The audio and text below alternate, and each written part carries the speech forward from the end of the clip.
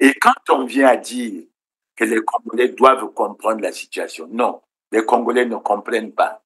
Les Congolais veulent comprendre exactement où est passé l'argent, où est passé l'argent du pétrole et qu'est-ce qu'on en a fait.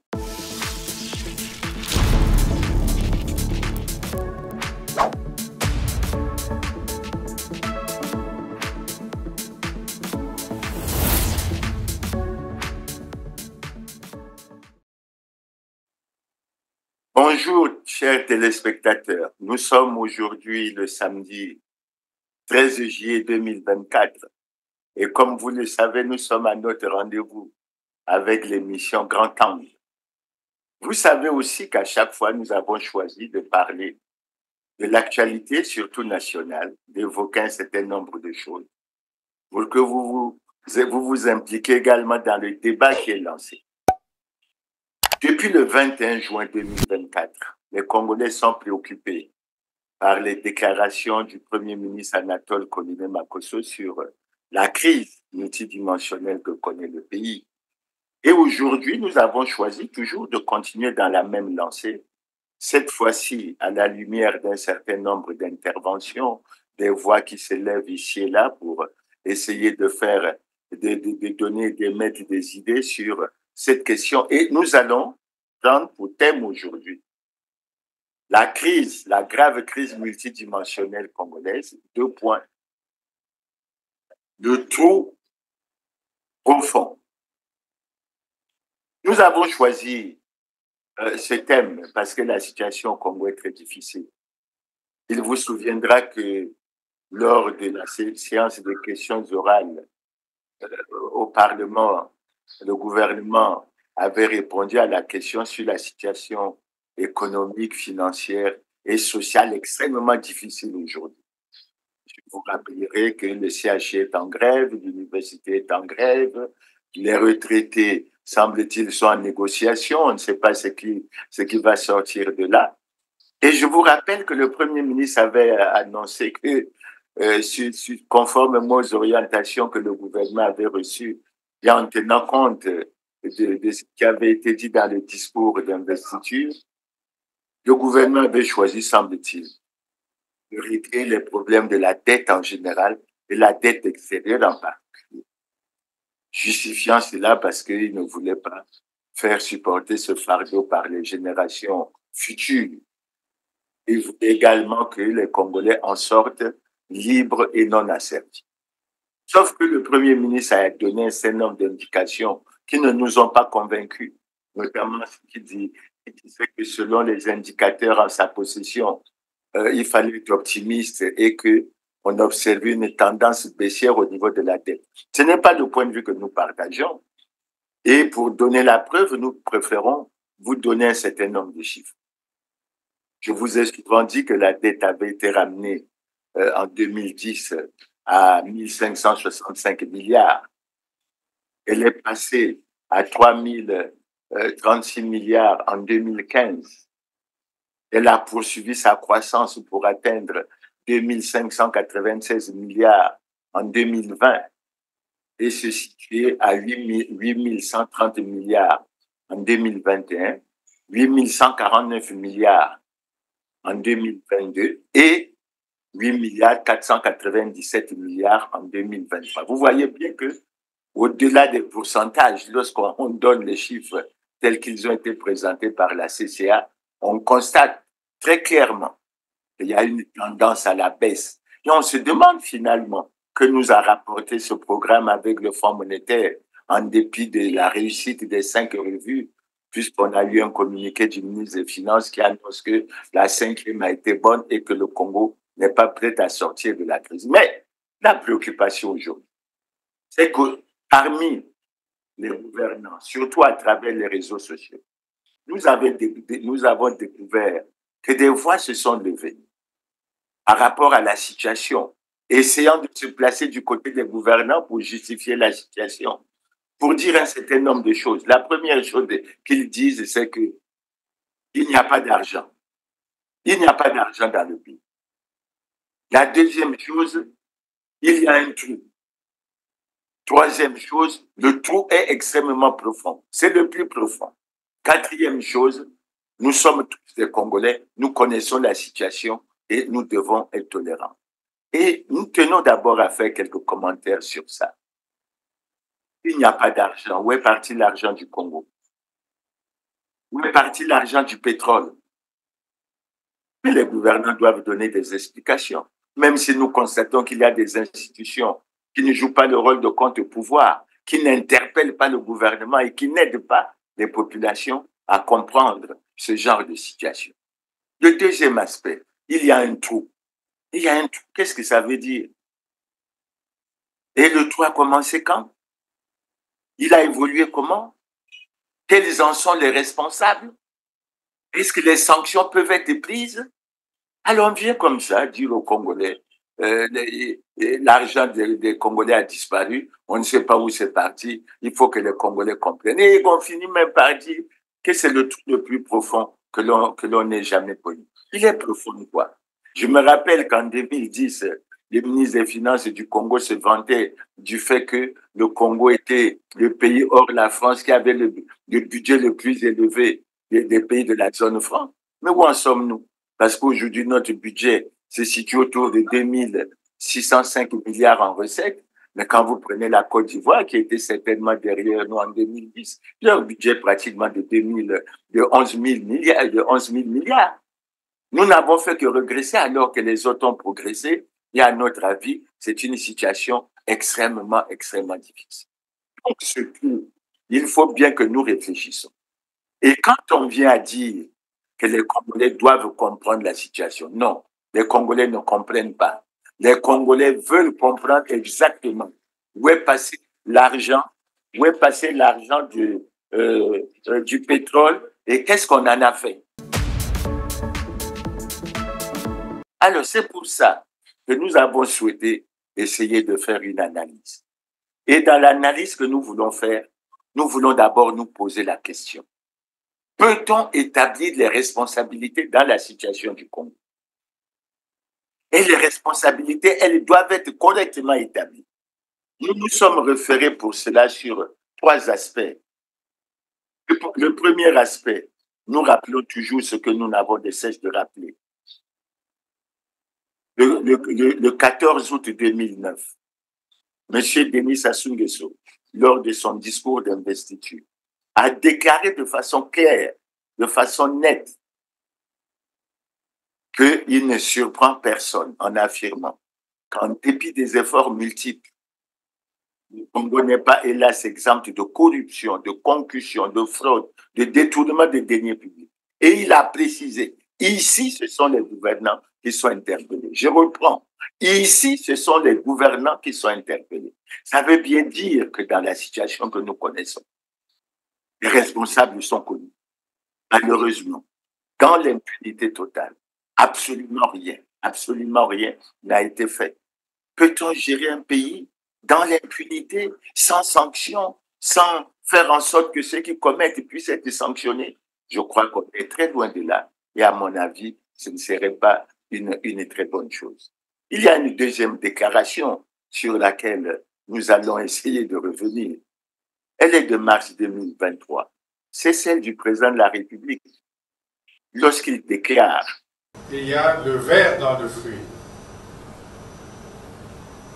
Il y a effectivement le ver dans le fruit. Et nous devons détruire le ver qui est dans le fruit. Peut-être pas seulement dans le secteur de la justice, mais dans tous les secteurs d'État. Depuis mars 2023, qu'est-ce qui a réellement été fait? Qu'est-ce qui a réellement été fait? Et qu'est-ce qui bloque ce gouvernement pour essayer de détruire le ver qui est dans tout, qui est dans le fruit? Ensuite, nous en venons à une dernière déclaration à laquelle nous allons faire référence. C'est la déclaration que le président a faite dans son message sur l'état de la nation en 2018, en disant: aux délits économiques, quels qu'ils soient, il n'y aura ni menu fretin, ni gros poisson. Tout passera dans la nasse du droit et de la justice. Seule prévaudra la loi. Où en sommes-nous? Et quand on regarde ça, on se dit du point de vue de la responsabilité, il n'y a véritablement pas de doute. Les gouvernants actuels sont responsables de la situation dans laquelle le pays est plongé présentement. Maintenant, nous en venons à un autre aspect. Nous allons essayer de décrypter les choses et de faire une certaine analyse. Le premier point que nous allons aborder, c'est où va l'argent? Où va l'argent du pétrole? Où va l'argent du Congo? Parce que nous en avons. Nous en avons. Et nous allons essayer d'aborder cas par cas pour que les Congolais comprennent qu'ils n'ont aucune responsabilité dans ce qui se passe. Et ce qui se passe, c'est le fait de la mauvaise gouvernance. Je tiens à rappeler à cela que nous avons un compatriote, un consultant, Alphonse Maboussou, qui a fait des révélations qui devraient perturber les gouvernants congolais. Parce qu'il a révélé qu'il y avait 133 000 milliards de francs CFA qui étaient planqués dans les paradis fiscaux, qui étaient planqués dans les bas de laine, qui étaient planqués dans les églises, dans les cimetières, et que absolument rien n'est fait pour qu'on puisse régler ce problème. Mais ce n'est pas tout. On peut dire que Alphonse Maboussou n'est pas ici, sur le territoire national, mais nous allons évoquer des cas très précis pour que les Congolais comprennent ce qui se passe. Le premier cas que nous allons évoquer et sur lequel nous allons revenir, c'est les excédents budgétaires aux 14 milliards, qui étaient, semble-t-il, destinés aux générations futures, pour lesquelles on devrait avoir une attention particulière au cours de cette année de la jeunesse, pour lesquels le président de la République avait déclaré en 2006 que nous dégagions des excédents budgétaires, que ceux-ci devaient être déposés dans un compte de stabilisation à la Banque centrale et que ce compte devait être audité chaque année. Où en sommes-nous?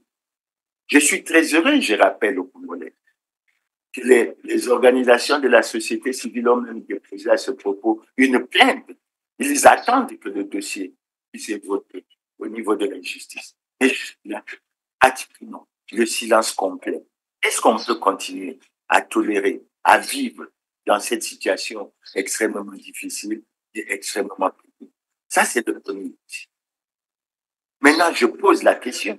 Pourquoi les gouvernants ont du mal à faire le point sur cette situation des 14 000 milliards? Pourquoi la Cour des comptes et des disciplines budgétaires n'arrive pas à faire l'audit qui a été prévu? Pourquoi ni le Parlement, ni l'Assemblée, ni le Sénat n'interpellent les gouvernants sur cet aspect? Il y a bien quelque chose qui ne va pas. Où sont les contre-pouvoirs?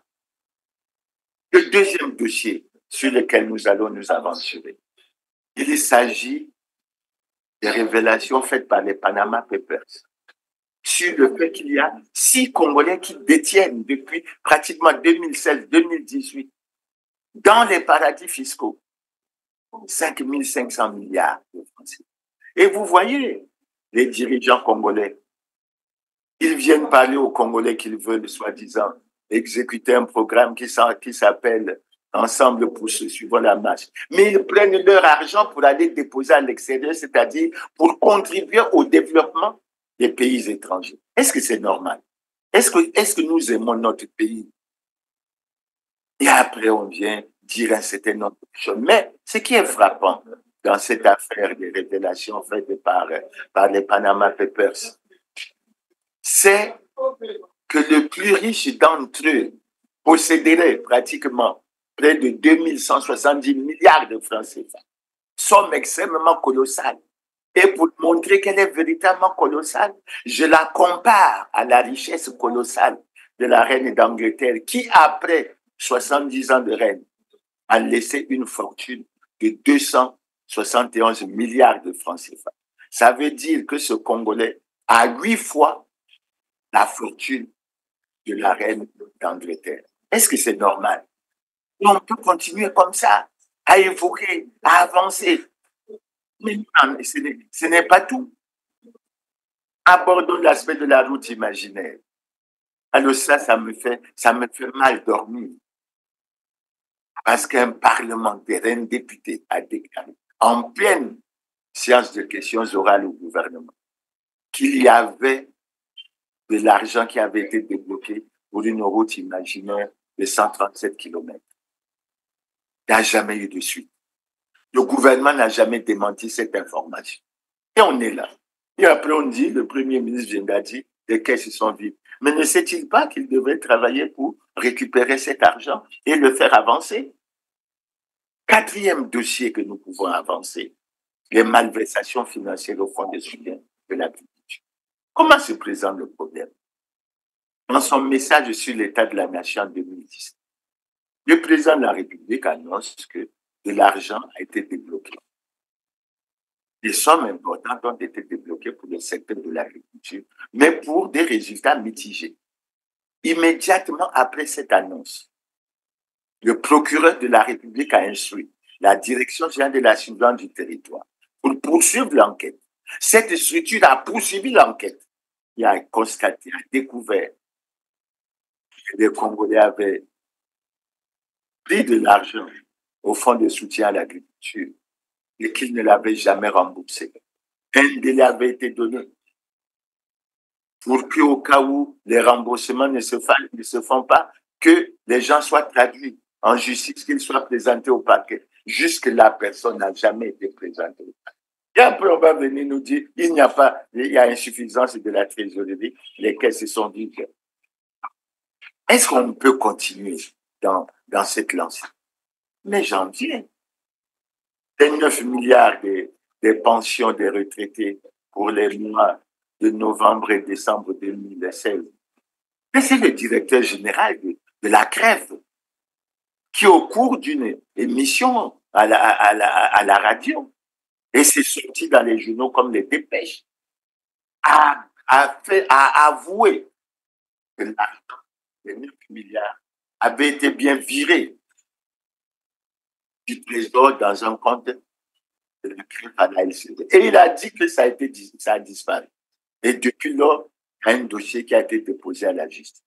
Depuis lors, un dossier a été déposé à la justice. Et c'est demeuré sans suite. Et on va venir dire aux retraités qu'il n'y a pas d'argent pour vous payer. Non. C'est comme ça. J'ajoute un autre dossier, parce qu'ils sont tellement nombreux. Le FIGA, la flagrance est telle que des millions servis pour de la campagne de nos sœurs membres du gouvernement. On a vécu le spectacle et la ministre et son collaborateur ont été convoqués devant la commission économie, finances et contrôle budgétaire pour donner comme le sentiment d'avoir comme bonne conscience. Et depuis qu'est devenu ce dossier, les détournements qui ont été constatés, qu'est-ce qu'on en fait? Qu'est-ce qu'on fait? Et comment est-ce qu'on y pense? Alors c'est pour ça que nous insistons. Mais ce n'est pas tout comme dossier. Je ne peux pas ne pas aborder l'aspect de la haute autorité de lutte contre la corruption. qui nous a déçus, il faut le dire. Pourquoi elle nous a déçus? Elle nous a déçus parce que le 9 décembre 2023, le président de cette institution a fait une déclaration pour dire que la haute autorité de lutte contre la corruption avait procédé à une trentaine d'enquêtes et d'investigations et qu'elles étaient arrivées au niveau où il fallait procéder aux délibérations, en donner les résultats et que les résultats devaient donner lieu à la transmission de ces dossiers à la justice. La haute autorité de lutte contre la corruption réunit actuellement les conditions idoines aux fins de procéder aux délibérations et à la publication des résultats obtenus en cette fin d'année 2023. Ces dossiers seront transmis aux autorités judiciaires compétentes, notamment ceux relatifs aux faits susceptibles de constituer des infractions de corruption, de concussion, de fraude et des infractions assimilées. Et depuis c'est devenu le silence complet. C'est vrai qu'elle a même parlé de 97 de dénonciations. Elle a dit qu'elle a reçu 53 plaintes aujourd'hui. Et vous voyez bien qu'on a pris le chemin de protéger les responsables des scandaleux crimes économiques et financiers. Et au-delà de ça, je peux ajouter un certain nombre d'autres dossiers.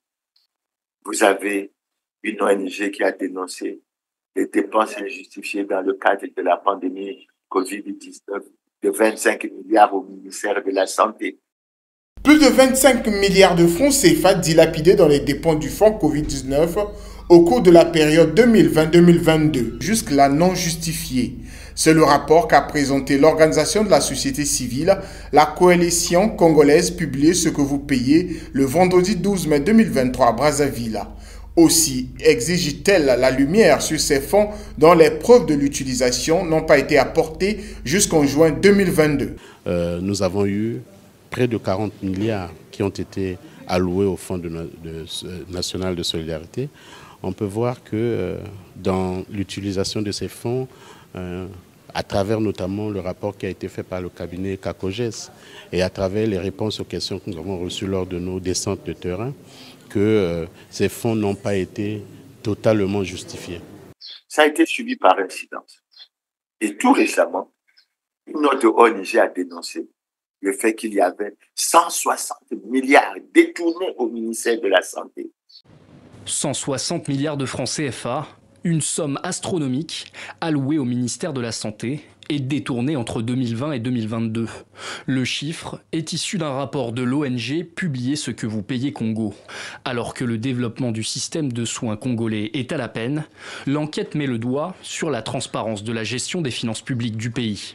Les budgets de 2011, 2012, 2013 jusqu'à maintenant, c'est le même constat. On a construit un centre de dialyse à Pointe-Noire équipé, tout comme à Brazzaville, mais qu'on n'a jamais vu. Le dispensaire qui était prévu d'être construit au sein de l'aéroport international de Maya-Maya n'existe pas.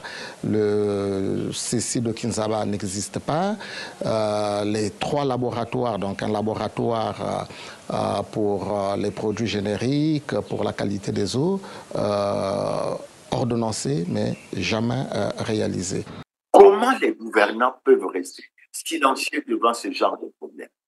Comment les gouvernants peuvent avoir le courage de venir dire au peuple, les caisses sont vides, il faut que vous fassiez des sacrifices, il faut que... Tout ceci s'explique par une insuffisance de la trésorerie de l'État parce que, comme je l'ai rappelé, nous tenons à sortir notre pays de la dette pour recouvrer nos marges budgétaires. Nous devons garder l'espoir. Nous devons rester optimistes. Les résultats sont encourageants car les derniers indicateurs qui m'ont été communiqués montrent que par rapport au produit intérieur brut, le taux d'endettement qui était à 116% maintient sa tendance baissière et tourne aujourd'hui autour de 88 et 90% du taux national, du PIB, du produit intérieur brut. Ceci, bien entendu, grâce aux sacrifices consentis par l'ensemble de nos populations. Je suis confiant que d'ici l'année prochaine, ou plus précisément dès l'année prochaine, les choses devraient aller mieux. Non, les Congolais ont fait trop de sacrifices. Et au-delà de ça, comment ils peuvent venir dire que la situation est difficile et les Congolais la connaissent? Non, les Congolais ne la connaissent pas.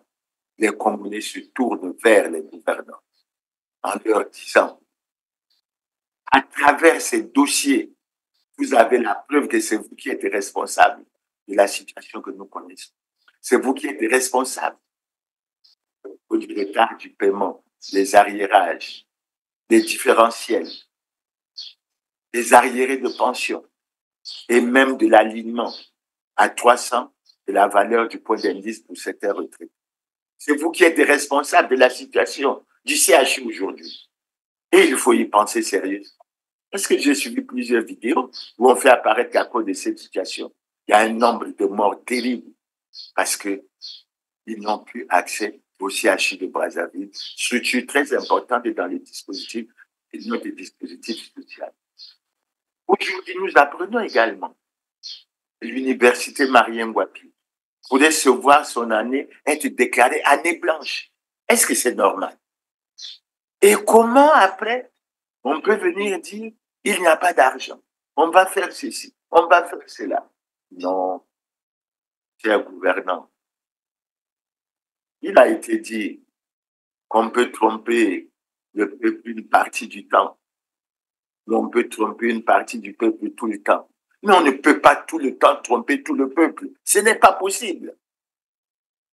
La tchatch, il faut que vous arrêtez ça. Il faut que vous allez véritablement vers l'amélioration des conditions de vie des Congolais. Parce que vous en avez les moyens. Et nous allons dans la suite essayer d'esquisser quelques pistes qui doivent vous permettre de résoudre fondamentalement ce problème. Après avoir fait cet appel, je vais venir à un cas qui me préoccupe. Pas moi seul, mais qui préoccupe tous les Congolais. C'est le cas du jeune Fred Jonas Makita, qui apparaît aujourd'hui comme le cas emblématique de la souffrance des Congolais qui veulent travailler pour ce pays. Vous voulez travailler pour ce pays, le résultat, c'est que vous êtes sanctionné, vous êtes revenu. Je le dis pourquoi. D'après les informations à ma possession, ce jeune a été nommé au contrôle budgétaire de l'hôpital général de Tunisie le 7 juillet. Le 7 juillet. Et il a commencé à découvrir la mafia, la manière dont la mauvaise gouvernance s'exécute et s'exerce dans nos structures et qui ne nous permet pas d'avancer. Et moi, j'ai eu la chair de poule quand je l'entends dire que ce qui est prévu pour les salaires devrait permettre de payer les salaires pendant 3 ou 4 mois. Et il a sorti un chiffre. Il y a 43 milliards qui figurent dans ce budget, mais qui servent en fait à régler un certain nombre de problèmes, on ne sait pas lesquels. Et quand il a essayé de faire la remarque à son directeur général, le directeur général lui dit, signe, tu auras aussi ta part. C'est comme ça que ça fonctionne dans nos institutions. Tu auras aussi ta part. Les jeunes, tu ne veux pas construire. Tu veux changer ce pays, tu crois que tu veux changer ce pays. Et il ajoute que ça se passe comme ça dans tous les hôpitaux généraux de notre pays. Prenez 43 milliards multipliés par 12. Vous approchez pratiquement 500 millions de francs CFA. Et prenez plusieurs hôpitaux généraux. Vous allez voir les économies que vous pouvez faire. Et ça, ce n'est qu'une ligne. Et les pressions se sont exercées sur lui. À tel point qu'aujourd'hui, nous nous demandons, et le ministre du Budget doit accorder une attention toute particulière à ça. Si ça se passe comme ça au niveau de tous les contrôleurs budgétaires de notre pays, il est membre d'une commission qui a été mise en place. J'espère que les dispositions seront mises en place pour la récupération de cet argent, pour faire fonctionner le pays correctement et pour que nous allions de l'avant. C'est dommage. L'année 2024 est déclarée année de la jeunesse. Un jeune est nommé le 7 juin. Le 27 juin, soi-disant, un conseil des sages. Je ne sais pas si le conseil des sages a été mis en place pour aller s'occuper de gestion alors qu'il y a des organes de contrôle. Il devrait avoir des audits. Non. Un conseil des sages a introduit une fiche le 27 juin. Et Fred Makita est relevé 1er juillet. Qu'est-ce que ça veut dire? C'est l'anarchie, c'est le désordre. Et où sont les organes de contrôle? Et ceux qui ont été mis en cause par le jeune Fred Makita, comme le directeur général de cet hôpital, comme l'agent comptable qui, dit-on, vient à Brazzaville avec les frais de l'hôpital, vient quand elle veut, fait ce qu'elle veut, refuse de remettre les documents financiers au contrôleur budgétaire. Mais où en sommes-nous? Où avons-nous amené ce pays? C'est pour ça que je dis que lorsqu'on veut bien travailler dans ce pays, on est sanctionné. Et on découvre, on a favorisé la médiocrité, on a favorisé le caractère mafieux dans la gestion. Et à mon avis, ça doit s'arrêter. Et aujourd'hui, je vais terminer là-dessus.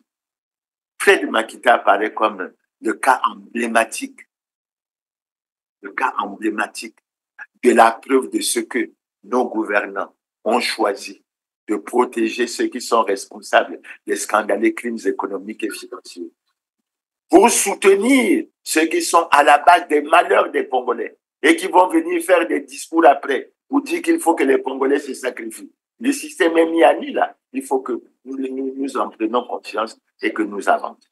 L'autre point que je vais aborder, j'ai vu le texte par lequel le Premier ministre met en place une commission ad hoc qui va se charger de la mobilisation. Donc, c'est très grave. Je crois que le Premier ministre Anatole Makosso devait démissionner. Il y a deux ministères qui sont chargés de ces questions, selon moi. Il y a le ministère de l'économie et des finances et il y a le ministère du budget, des comptes publics et du portefeuille de l'État. Donc, ces deux structures sont incapables de mobiliser des ressources. Je rappelle aux Congolais que lorsqu'on a fait le budget, les recettes étaient prévues pour 2024 à 2605 milliards. Les dépenses à 2069 milliards de francs CFA. Et lorsqu'on a fait le budget, on a fait le budget avec une hypothèse du baril du pétrole à $70. Et il était prévu en termes de recettes fiscales, en se basant surtout sur les impôts et sur les douanes, pratiquement 935 milliards.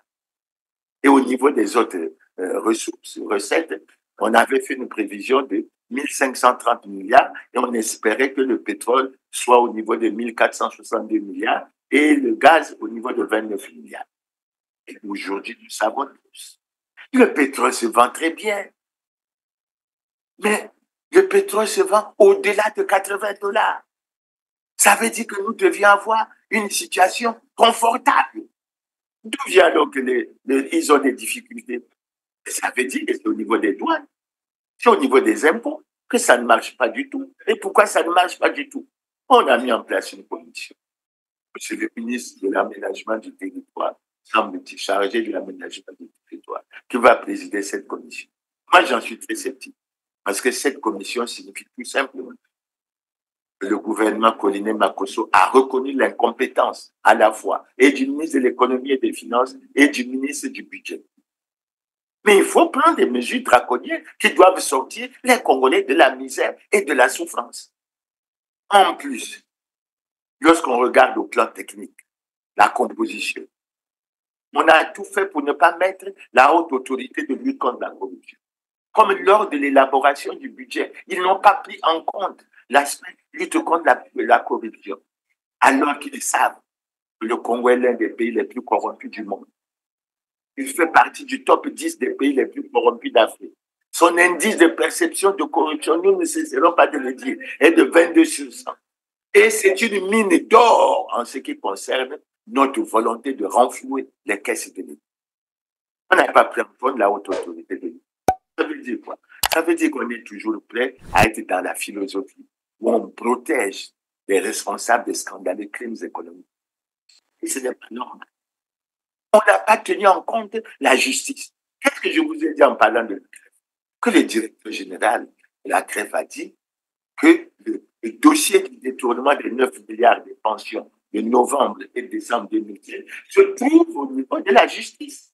Mais avant de terminer sur ce créneau de la commission, donc nous voulons dire tout ce que nous venons de développer comme cas que nous avons évoqué, les 14 000 milliards, les Panama Papers, les 9 milliards de la crème, mais doivent faire l'objet d'une attention particulière de cette commission ad hoc, parce que nous sommes convaincus que si on exploite correctement tous ces dossiers, on va sérieusement renflouer les caisses de l'État et essayer de réagir. Maintenant, je vais essayer d'aborder 2 ou 3 aspects avant de passer à la conclusion.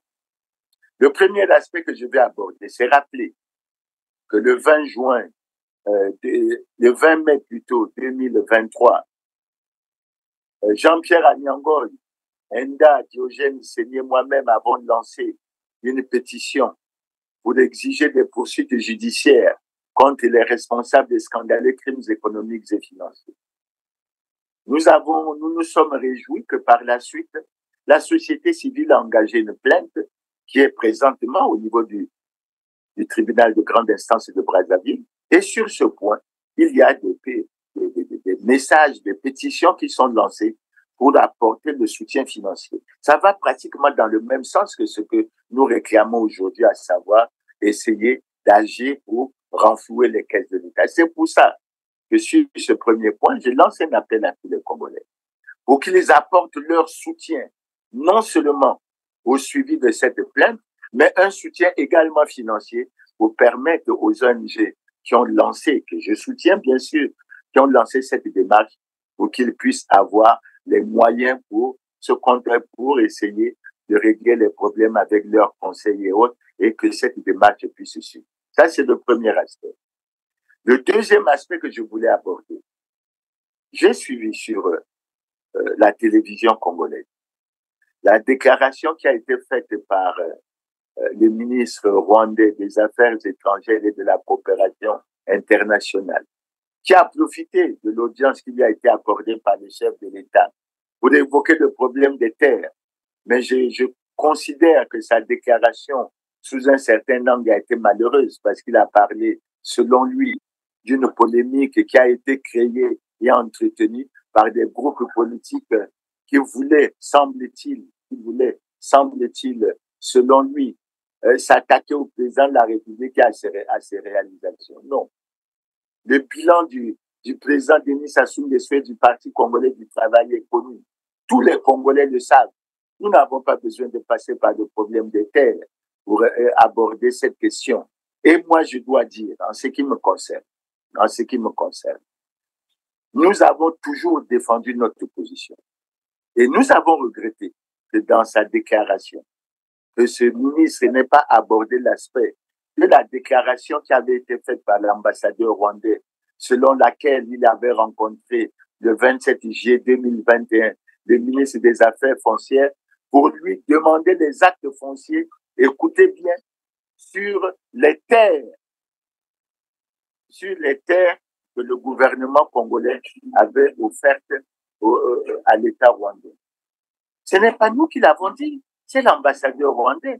Si le ministre a choisi de désavouer l'ambassadeur, nous voulons bien savoir quelle est la voix qu'il porte, si c'est la sienne ou si c'est celle de l'ambassadeur. Mais en fait, nous n'en sommes pas là. Le deuxième point que nous voulons aborder sur cette question, c'est rappeler que le 30 mars 2024, sur la chaîne de télévision rwandaise, il a été annoncé qu'il y avait une mission des membres du secteur privé rwandais qui avaient effectué une visite au Congo et qui ont découvert les 2 terrains dont la superficie cumulée faisait 980 km² et qui étaient devenus la propriété du Rwanda. C'est pas nous, c'est pas les groupes politiques congolais qui l'ont dit.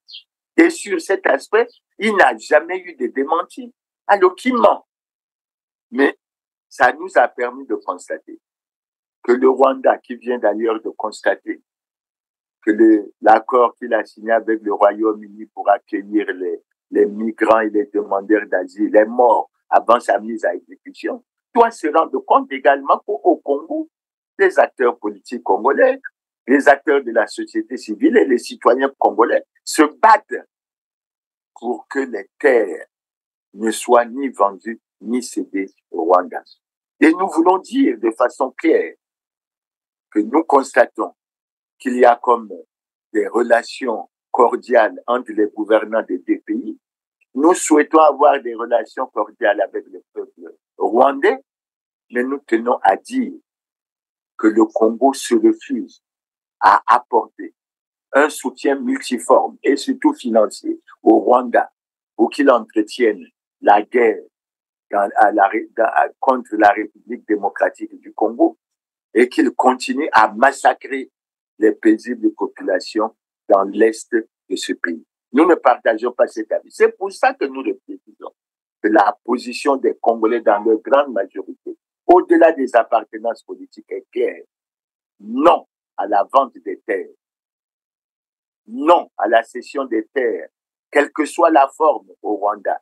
Oui pour l'annulation pure et simple de ces accords. Et sur ce point, je crois que nous nous comprenons, nous sommes très clairs. Mais nous aurons l'occasion de revenir là-dessus. Mais je reviens finalement à la conclusion de notre émission.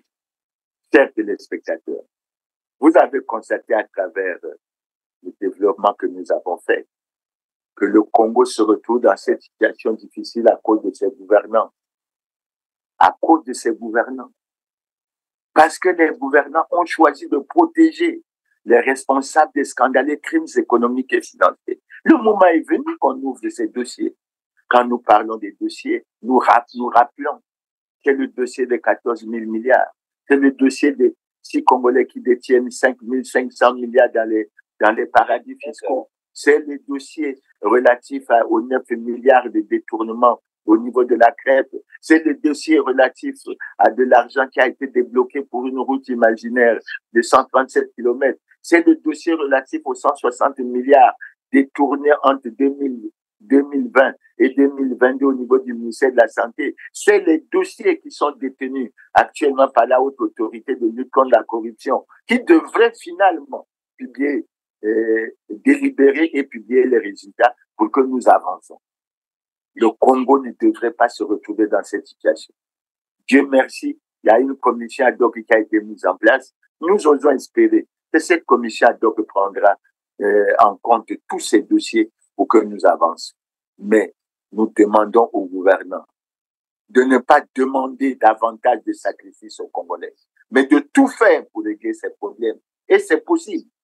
Il suffit qu'ils aient le courage, la volonté politique de prendre en charge les scandaleux crimes économiques et financiers pour que nous retrouvons notre trésorerie renflouée et que nous puissions aller de l'avant. Donc, chers téléspectateurs, nous disons que le Congo traverse une grave crise multidimensionnelle. Nous avons les moyens de la résoudre, mais c'est les gouvernants. Nous avons les yeux rivés sur les gouvernants. C'est sur eux que nous comptons.